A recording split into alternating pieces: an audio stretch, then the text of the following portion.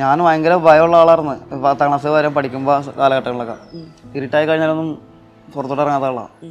യാദൃശ്യമായിട്ട് ചങ്ങാതിയുടെ മൃതദേഹം എടുക്കണ ആ ദിവസം മുതലായിരിക്കാം ചിലപ്പോൾ എന്താണ് ഭയം എന്നുള്ളത് മനസ്സിൽ നിന്ന് അറിയാതെ പോയേക്കണതാ, അറിഞ്ഞു പോയേക്കണതല്ല. ആദ്യത്തെ മൃതദേഹം എന്ന് പറയുന്നത് ആദ്യമായിട്ട് ചേട്ടൻ എടുക്കുന്ന മൃതദേഹം ചങ്ങാതിയിലാണ്. അതെന്തായിരുന്നു ആ ഇൻസിഡന്റ്? അദ്ദേഹം നമ്മുടെ പുഴയിൽ പോയതാ, കുളിക്കാൻ പോയതാ. അപ്പോൾ അദ്ദേഹം 2-3 സുഹൃത്തുക്കളും കൂടി.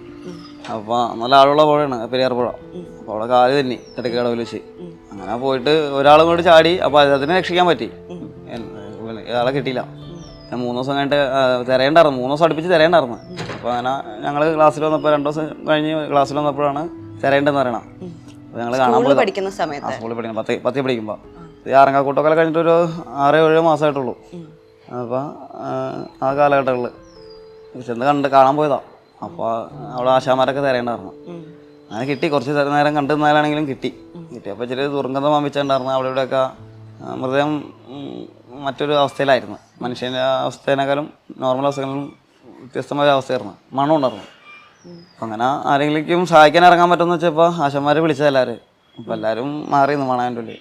ഞാൻ വന്നതേന്ന് വെച്ച് ആരായാലും കുഴപ്പമില്ല, അവരുടെ ഭാഷയിൽ തെറി പറയേണ്ട പറയുള്ളൂ. ആരായാലും കുഴപ്പമില്ല, വന്ന് അങ്ങനെ പിടിച്ചിറങ്ങിയതാണ്. അങ്ങനെ പിടിച്ച് കാൽമ പിടിച്ച് തുടങ്ങിയതാണ്.